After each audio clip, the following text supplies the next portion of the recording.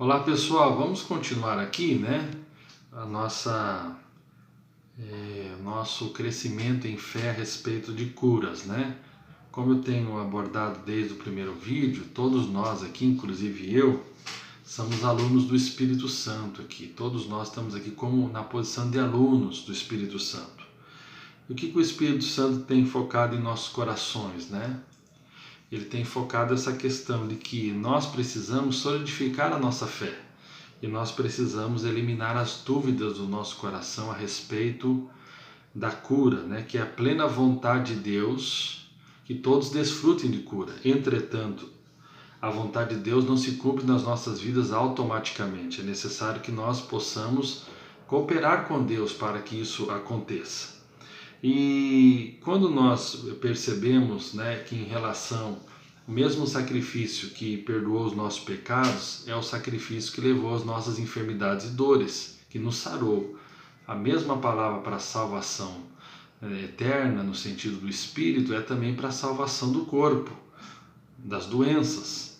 Então, se nós cremos que Jesus morreu e o sacrifício dele foi aceito pelo Pai, porque foi o sacrifício perfeito, e que perdoou os nossos pecados e por isso nos reconciliou com Deus, e agora nós temos paz com Deus e nós somos justos pela fé em Cristo, pela fé em Cristo também nós somos sarados, nós somos curados fisicamente.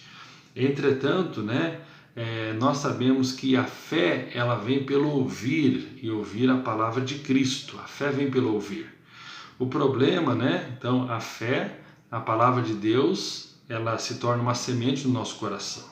Agora, infelizmente, quando nós não temos a convicção de que essa é a vontade de Deus e que isso já se consumou em Cristo, essa semente que foi plantada no nosso coração, ela acaba sendo sufocada.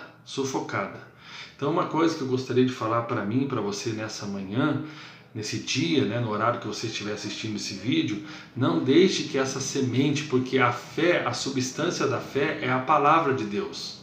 Então, quando nós permitimos que essa semente da palavra de Deus no nosso coração seja sufocado pela falta de entendimento, então seja alguém diligente, vai estudar a Bíblia, né, vai ler alguns livros sobre isso, para que você tenha a plena convicção de que a vontade de Deus é que você desfrute do que Jesus já fez há mais de 2000 anos atrás. Agora é interessante, né? A fé vem pelo ouvir, e ouvir da palavra de Deus. Então, se nós esperamos que as pessoas tenham fé, e se nós desejamos fluir nessa fé, ou seja, essa fé seja uma fé que flui no nosso coração, para desfrutarmos de uma cura física, então nós precisamos declarar com convicção as verdades de Deus e não de uma forma dúbia, né?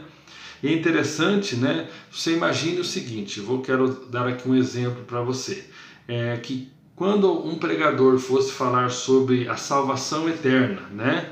Ele começasse a fazer isso de forma duvidosa e não de uma forma clara e de uma forma ao dizer para os ouvintes o seguinte: Jesus já levou sobre si todas as suas enfermidades e dores. Mas ele começasse com alguns argumentos, né? Então eu vou pregar aqui sobre salvação, eu quero que as pessoas desfrutem da salvação eterna, mas eu começo a colocar dúvida. Então como que isso vai produzir fé no coração das pessoas? Então, infelizmente, se você quer desfrutar de saúde plena, você precisa eliminar esses falatórios, essas dúvidas, essas coisas que acabam tirando a convicção do teu coração sobre essa verdade tão importante, né? Então vamos imaginar lá que nós vamos pregar lá sobre salvação e eu começasse a falar: talvez não seja a vontade de Deus salvá-lo. Puxa, talvez não seja a vontade de Deus salvá-lo. Então aí você está passando por uma enfermidade e você fica no teu coração com essa dúvida porque você ouviu em algum lugar: talvez não seja a vontade de Deus salvá-lo. Então isso vai gerar uma convicção no teu coração. Outro ponto, né? Talvez seu pecado seja para a glória de Deus, ou seja, então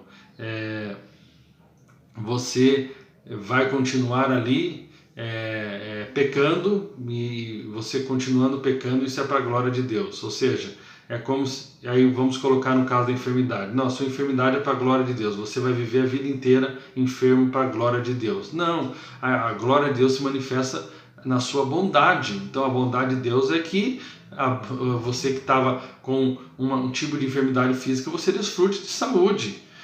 Talvez Deus esteja usando o seu pecado para castigá-lo, né? Então, falando como se um filho de Deus, Jesus já foi castigado na cruz e agora você também está sendo castigado, né? Disciplina é diferente de castigo. Tenha paciência em seu pecado até que Deus queira salvá-lo, ou seja, fique lá pecando até que Deus um dia resolva te atender.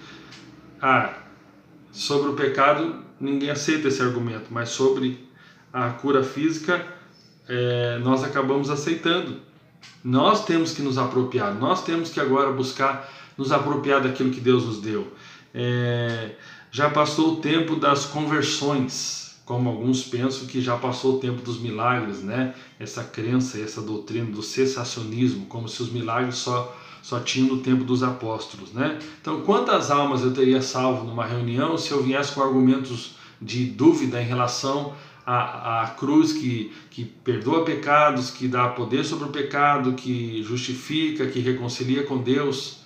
Então, quando eu prego com convicção, Deus morreu pelos seus pecados e agora em Cristo você pode desfrutar do perdão dos seus pecados e ter paz com Deus. Poxa, que essa palavra gera convicção no meu coração.